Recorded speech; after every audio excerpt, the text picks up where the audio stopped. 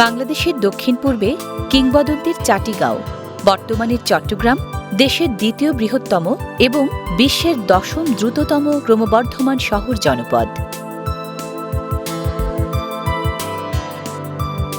রাজধানী ঢাকা থেকে প্রায় 259 কিলোমিটার দূরে কর্ণফুলী নদীর মোহনায় পোর্টে গ্রান্ডে বা গ্রেট পোর্টের গরিমায় ঐতিহাসিক বন্দরনগরী হিসেবে বিশ্বখ্যাত।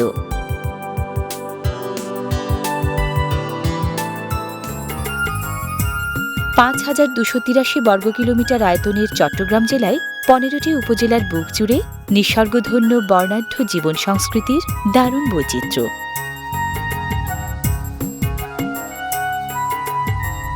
বাণিজ্যিক রাজধানী চট্টগ্রাম শুধু ব্যবসা বাণিজ্যের প্রসারে নয়, প্রকৃতির রঙে রূপে আর ইতিহাস ঐতিহ্যে যেমন বিখ্যাত, ঠিক তেমনি রন্ধন সংস্কৃতিতেও চট্টগ্রামের খুব নামডাক।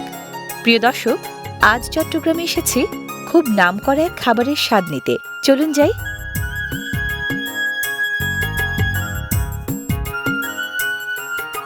চট্টগ্রাম সদর থেকে প্রায় 20 কিলোমিটার উত্তরে চট্টগ্রামের এই হাটহাজারী উপজেলা। চট্টগ্রাম বিশ্ববিদ্যালয় লাগোয়া ফতেহপুর ইউনিয়নে এই ফতেহপুর গ্রামের পশ্চিম পাড়ায় আমাদের আজকের রাঁধুনির বাড়ি।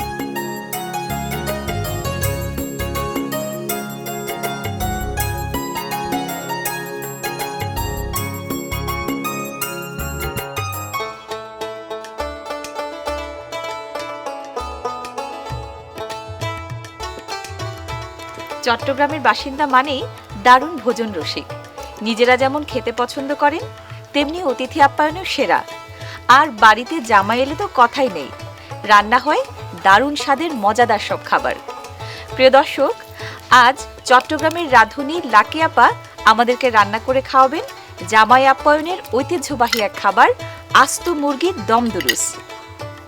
পরিষ্কার করে ধোয়া আস্ত মুরগি, মুরগির বুকের দুই পাশের ছিদ্রে আটকে দেয়া হচ্ছে রান। আচ্ছা আপা, আপনি তো বললেন জামাই আপ্যায়নে ব্যবহার করা হয় বা আমরা এটা আপ্যায়নে দিয়ে থাকি, কিন্তু শুধু জামাই আপ্যায়ন নয়, আমাদের চট্টগ্রামে হচ্ছে নতুন বিয়াইন, নতুন অতিথি, তাদেরকেও আপ্যায়নের ক্ষেত্রে এই দম দুরুসটা দিতে হয়। আচ্ছা আচ্ছা। এই দম দুরুসটা না দিলে তারা মনে করে তাদেরকে অসম্মান করা হয়েছে। ওরে বাবা, তাই নাকি? হ্যাঁ হ্যাঁ, তাহলে তো আসলেই খুব ঐতিহ্যবাহী খাবার। হ্যাঁ, আসলে খুবই ঐতিহ্যবাহী খাবার, এবং আমরা যারা আপ্যায়ন করি তারাও দুরুসটা করাতে খুব আনন্দ উপভোগ করি, এবং যাদেরকে করা হয় তারা নিজেদেরকে খুব সম্মানিত বোধ করেন।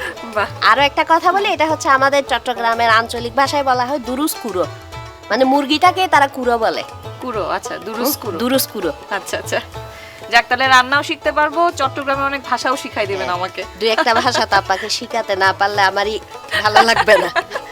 ঠিক আছে। আচ্ছা, এখানে আমাদের যা যা লাগবে ওই ইনগ্রেডিয়েন্টস গুলো আমরা একসাথে মেখে আচ্ছা দমে দেব। দমে দেওয়ার আগে আমরা যে জিনিসগুলো মেখে নেবো ওগুলো একটা একটা মিক্স করবো আর কি। আপনি আমাকে পেঁয়াজ বাটাটা দেন। আচ্ছা, হ্যাঁ, পেঁয়াজ বাটাটা আমাদের এখানে 1 কাপ পেঁয়াজ বাটা লাগছে। এটা মুরগিটা কতটুকু ওজনের? মুরগিটা হচ্ছে 1.5 কেজি ওজনের, প্রায় 1 কেজি 600 বা 700 গ্রাম হলেও ভালো হয়।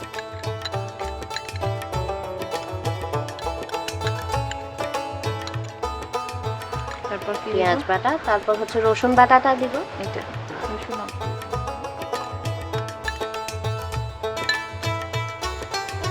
তারপর হচ্ছে আদা। আদা বাটা, আমরা রসুন বাটাটা 2 চা চামচ মতো দেব, আদা বাটাটা দেব 3 চা চামচ মতো। আচ্ছা, এটা ধনে বাটাটা দিব। বাটা মশলাটা বেশি ব্যবহার। আমাদের দুরুসটা যখন আমরা রান্না করি তখন সব শিলপাটায় বেটে নিই। আচ্ছা, এটা আমরা কলের কোনো কিছু ইউজ করি না। আচ্ছা। গরম মশলাটাও আমরা পাটায় বেটে নিয়েছি। আচ্ছা, এটা হচ্ছে গরম মশলা। তারপর যাবে আমাদের একটু নারকেল বাটা আর বাদাম বাটা। নারকেল বাটাটা আমরা মূলত ঘন করার জন্যই ব্যবহার করে থাকি আর কি। মানে নারকেলটা আগে কুড়িয়ে নিয়েছেন, তারপরে তারপর শিলপাটায় বেটে নিয়েছেন। এটা বাদাম না? এটা বাদাম বাটা। বাদাম মানে এটা কি, মানে চীনা বাদামটাই নাকি? চীনা বাদামটাকে আমরা একটু গরম পানিতে ভিজিয়ে ছিলে তারপর বেটে নিয়েছি। আচ্ছা আচ্ছা। আমরা এখানে মূলত 3টা জিনিস ঘন করার জন্য ইউজ করি, আর বাকিগুলো হচ্ছে আমরা সব রান্নায় যে ধরনের মশলা ইউজ করি সবকিছুই দিলাম। পেঁয়াজ বাটা, রসুন বাটা, আদা বাটা, ধনে বাটা, জিরা বাটা আর হচ্ছে গরম মশলা বাটা। বাকি 3টা জিনিস হচ্ছে আমাদের ঘন করার জন্য দিই। আচ্ছা। ওটা হচ্ছে বাদাম বাটা, নারিকেল বাটা আর পোস্ত বাটা। পোস্ত বাটা। আর স্বাদটাও তো বাড়ায় একটু মনে হয়। হ্যাঁ, তাই না? স্বাদও বাড়ায়। স্বাদটাও তো বেশ বাড়ায়।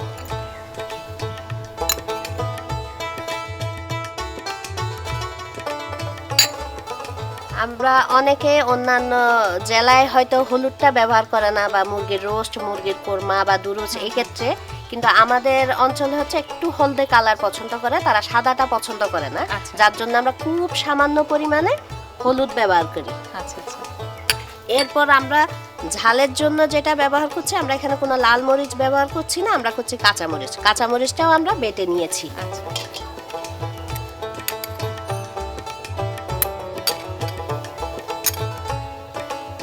আমরা সবার শেষে লবণটা দেব, কিন্তু লবণটা দেওয়ার ক্ষেত্রে আমরা একটু অন্যভাবে ব্যবহার করব। লবণটা প্রথমে একটু মুরগির গায়ের সাথে মেখে নেব, তারপর অন্য মশলার সাথে মিশাবো। আচ্ছা।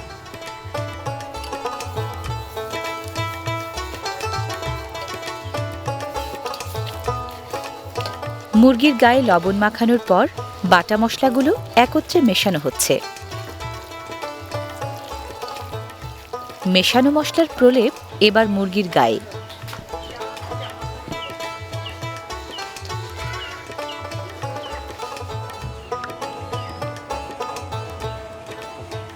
আমরা কিছু মশলা মুরগির ভিতরে এভাবে ঘষে ঘষে লাগিয়ে দেব, যাতে স্বাদটা ভিতরে ঢুকে যায়। যেহেতু আমরা মুরগিটা আস্ত ব্যবহার করেছি, এজন্য ঘষে ঘষে মশলা একটু ভিতরেও ঢুকিয়ে দেব। আর সিদ্ধতে গিয়ে তো কিছুটা ভিতরে যাবেই।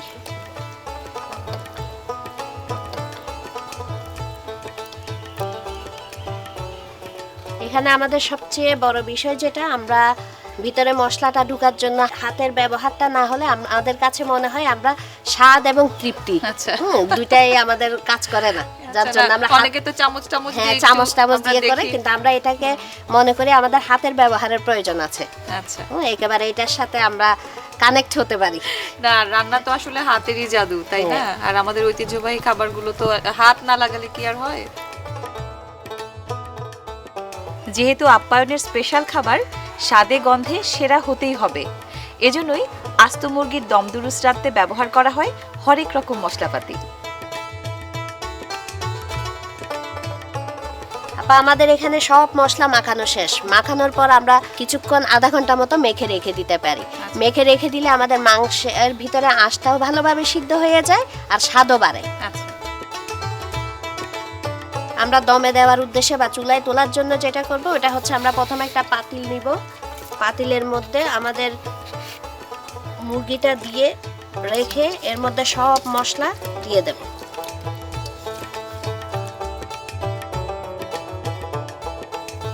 যেহেতু আমরা এটা সিদ্ধ করা লাগবে, আস্ত মুরগি সিদ্ধ হওয়ার প্রয়োজন আছে, এর জন্য আমরা 4 কাপ মতো পানি ব্যবহার করব। পানি ব্যবহার করেই আমরা সিদ্ধতে দিয়ে দেব।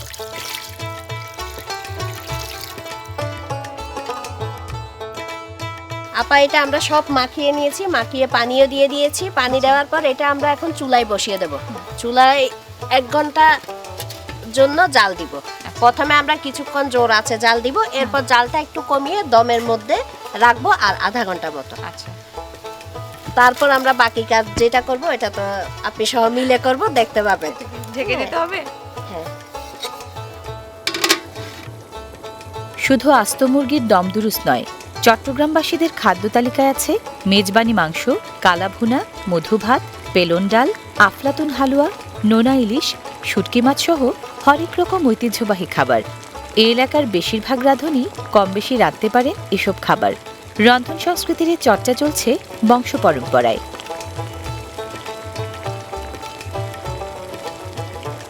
আমরা কিছুক্ষণ এটা চুলায় দিয়ে জাল দিলাম। এরপর যেটা করব, আমরা একটু ঢাকনাটা উল্টিয়ে দেখব।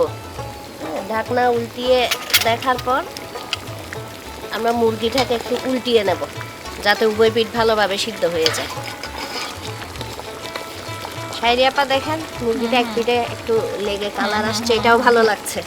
খাবারের রংটাও একটা বড় ব্যাপার, তাই না? মানে দেখতে আকর্ষণীয় হলে খেতেও মন চায় বেশি। গ্রামীণ ঐতিহ্যবাহী চট্টগ্রামের রান্নাগুলো আর কি মানে আমার মেজ ফুফুর কাছ থেকে শেখা। আচ্ছা আচ্ছা। আমি যে কোনো জায়গায় যেখানে যাই আমি এটা বলতে স্বাচ্ছন্দ্য বোধ করি এবং পছন্দ করি। বাহ। হ্যাঁ, এবং ওই ফুফুকে আমরা পুত নামেই ডাকি আচ্ছা সবাই। হ্যাঁ, আস্ত মুরগির দম দুরুস। দম মানে তো আমরা জানি, কোনো কিছু ঢাকনা দিয়ে ঢেকে অল্প আঁচে সেদ্ধ করাকেই আমরা বলি দম দেয়া। আর দুরুস শব্দের মানে কঠিন বা কাঠিন্য। এমনভাবে দম দেয়া হয় যেন প্রয়োজনীয় কাঠিন্য থাকার কারণে আস্ত মুরগিটা আস্তই থাকে। দমে কি আরেকটু পরে? আর একটু পরে না হয়ে যাচ্ছে।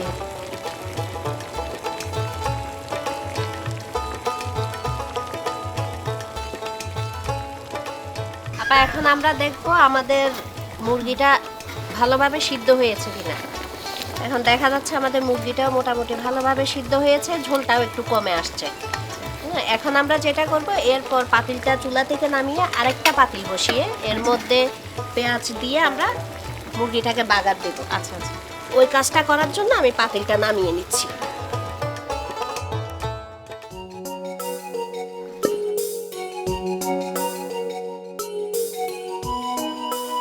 কেউ চাইলে কি ঘি দিতে পারে? হ্যাঁ আপা, আমরা চাইলে একটু স্বাদ বাড়ানোর জন্য, একটু গন্ধের জন্য ঘি দিতে পারি। তবে আগের দিনে মা দাদিরা যেভাবে রান্না করে আসছে আমি ঠিক ওই রান্নাটাই দেখাচ্ছি। সেটা তেল দিয়ে আর কি। হ্যাঁ, এখন তেল তো দিয়ে। স্বাদ বাড়ানোর জন্য স্বাদ মানুষ বাড়ানোর একটু ঘি জন্য। দেয়।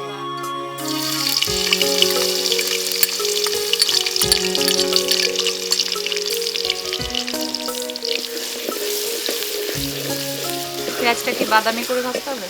হ্যাঁ, পেঁয়াজটা বাদামি করে ভাজতে হবে, অনেকটা পেঁয়াজ বেরেস্তার মতোই। আচ্ছা। এই বেরেস্তাটাই আমরা সিদ্ধ করা মুরগি যেটা দমে রেখেছি এর মধ্যে ঢেলে দেবো। ঢেলে আবার চুলায় বসাবো। বসায় আমাদের লাস্ট কাজ যেটা করবো, এটা তো আচ্ছা। ঠিক আছে।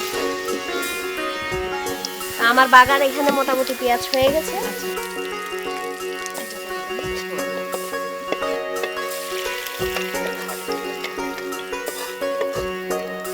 তেলটা সহ দিয়ে দিতে হ্যাঁ, হবে। তেলটা সহ দিয়ে দেখে আমরা চুলায় তুলে দেবো। তুলে রেখে আমরা বাহ, এই যে সুন্দর একটা গন্ধ আসছে এখন। হ্যাঁ আপা, তেলটা দেওয়ার পর কালারটা একটু চেঞ্জ হয়ে গেছে বেরেস্তাটা দেওয়ার পর। আমরা এখন বাগার দিয়ে দিয়েছি। বাগার দেওয়ার পর আমরা 1 কাপ দুধ দেব। দুধ দিয়ে ভালোভাবে সিদ্ধ করে তারপর নামিয়ে দেব। আচ্ছা আচ্ছা। আমরা গুঁড়া দুধকে একটু সামান্য চাইলে চিনি দিয়ে গুলে, আচ্ছা। খুবই অল্প পরিমাণ, আধা চা চামচের চেয়েও কম, একটু চিনি দিয়ে গুলে দিতে পারি। এটাতে একটু স্বাদটা বাড়ায় আর কি। আবার ডেকে দেন। আর কতক্ষণ হবে? বলক উঠা পর্যন্ত। বলকটা হলে আমাদের কাজ শেষ। জাল দেওয়ার ফাঁকে মুরগির মাংসের পুষ্টিগুণের কথা বলি।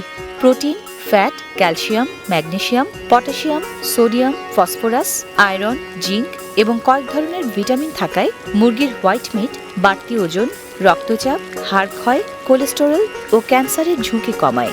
হাড়, চোখ, দাঁত, স্নায়ুতন্ত্র, পরিপাকতন্ত্র এবং রক্তনালীও ভালো রাখে।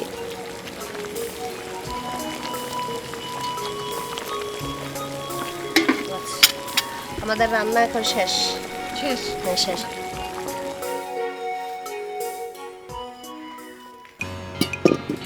আপা, আমরা দম দুরুসটা যেহেতু পোলাওর সাথে পরিবেশন করি, যদিও আমাদের এখানে এই জিনিসটা মেইন ইনগ্রেডিয়েন্টস, মানে মেইন রেসিপি না, তারপরে এটা আমরা একটু দেখিয়ে দিচ্ছি। আচ্ছা। দর্শকরা যাতে বুঝতে পারে আর কি। এটা পোলাওর সাথে হ্যাঁ, পোলাওর সাথে পরিবেশন করতে।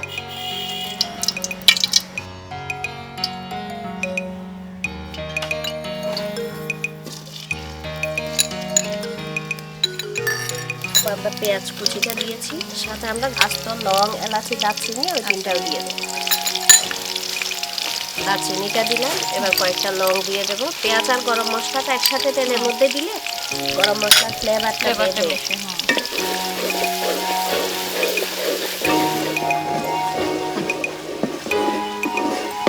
পোলাওয়ের ক্ষেত্রে আমরা পেঁয়াজ ভাজাটাতে কালার আনবো না, যেহেতু আমরা পোলাওটা সাদা চাই। হ্যাঁ।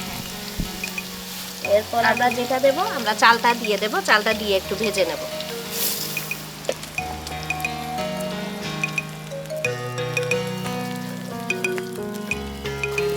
যেহেতু আপা আমাদের দেশের যে পোলাও চালটা তার একটা নিজস্ব সুগন্ধ আছে, যার কারণে আমরা আদা রসুন বাটা একটু ব্যবহার করব, কিন্তু এটা তেলের মধ্যে দিব না। তেলের মধ্যে দিলে আদা রসুনের গন্ধটা বের হয়ে আসে। আমরা পোলাও চালের গন্ধটা পোলাও চালের রাখার জন্য আদা রসুনটা পরেই দেব, চালের উপরে দেব। কত টেকনিক। এগুলো কিন্তু অনেকেই জানেন না, তেলের মধ্যেই দিয়ে দেয়। তেলের মধ্যে দিলে ফ্লেভারটা চলে চালের আসে। ফ্লেভারটা কম হয়ে যায়, আদা রসুনের ফ্লেভারটা বেশি হয় না। আবার আমরা চাইলে এটা না দিয়েও পারি পোলাওটা রান্না করতে।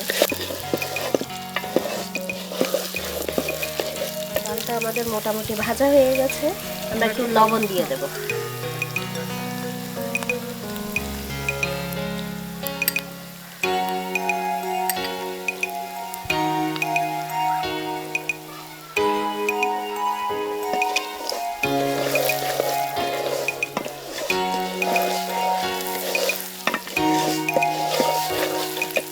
চার কাপ পানি আমরা মেপেই সিদ্ধতে দিয়েছি, ওই পানিটা এখন দিয়ে দেব।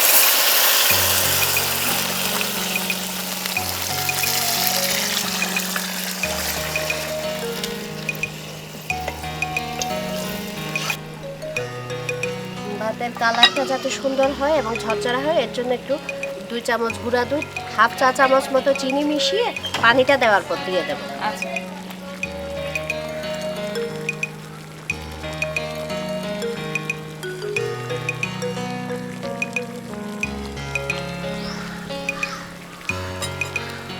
আমরা ভাতটা যখন একটু ভেসে উঠতে দেখবো তখনই ঢেকে দেবো, ঢেকে সব জাল নিয়ে ফেলবো। জালটা নিয়ে আমরা এর মধ্যে যদি 15 থেকে 20 মিনিট রেখে দিই আমাদের ভাত হয়ে যাবে। এবার আমরা কাঁচামরিচটা দিয়েই ঢেকে রেখে দিই। আমরা চাইলে পরবর্তীতে একটু ঘি অ্যাড করতে পারি।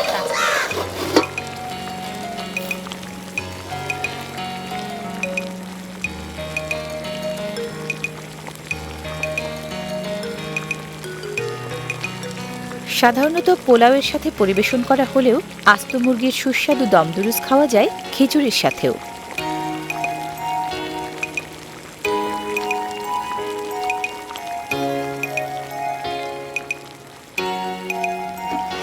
আপা আমাদের পোলাওটা হয়ে গেছে, এখন আমরা চাইলে নামিয়ে নিতে পারি। এরপর আমাদের কাজ থাকবে খাওয়া দাওয়া। হ্যাঁ, জুসের সাথে পরিবেশন করা। আমরা একটা বাটিতে নিয়ে এটা পরিবেশন করব। আমাদের একেবারে ট্রেডিশনাল ওয়েতে যেভাবে আমরা পরিবেশন করি ওইভাবেই আমরা নিচ্ছি।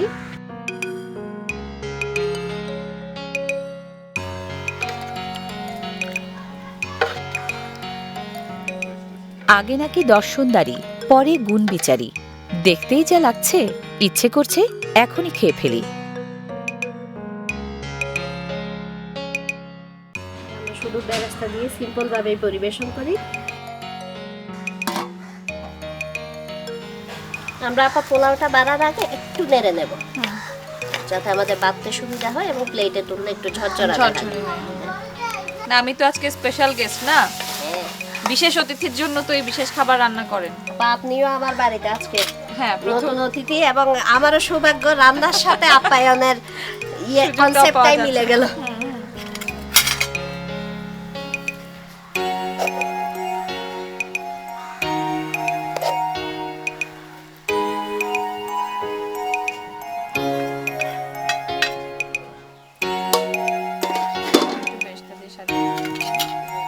শুধু আস্ত মুরগির দমদুরুসে নয়, বেরেস্তার সাজসজ্জা চাই পোলাওয়েও। পোলাওটা আপা আসলে আমার কাছে মনে হয় শশা বা অনেক কিছু অনেকে অনেকভাবে পরিবেশন করে, কিন্তু আমাদের অঞ্চলেও এভাবে পরিবেশন করে, আবার আমিও পছন্দ করি শুধু বেরেস্তা দিয়ে পরিবেশন করতে। আমরা তো আঞ্চলিক রান্নাটাই আসলে দেখতে এসেছি, তো যেটা করেন আর কি আপনারা সেটাই পেলাম। লাকি আপার বাড়িতে আজ আমি বিশেষ অতিথি, তাই আমার জন্য এই বিশেষ আয়োজন। প্রিয় দর্শক, বিদায় নিচ্ছি আজ, কিন্তু বিদায়ের আগে একটা কথা বলে যাচ্ছি। অহনাই চট্টগ্রামের ঐতিহ্যবাহী হানা দুরুস কুড়া দিয়া ফুলাবাগ মজাহরি হাইও। আস্ত মুরগির দমদুরুস রাঁধতে লাগে আস্ত মুরগি, পেঁয়াজ বাটা, রসুন বাটা, আদা বাটা, ধনিয়া বাটা, জিরা বাটা, গরম মশলা বাটা, নারিকেল বাটা, বাদাম বাটা, পোস্ত বাটা, কাঁচামরিচ বাটা, হলুদ গুঁড়া, পেঁয়াজ কুচি, দুধ, তেল এবং লবণ।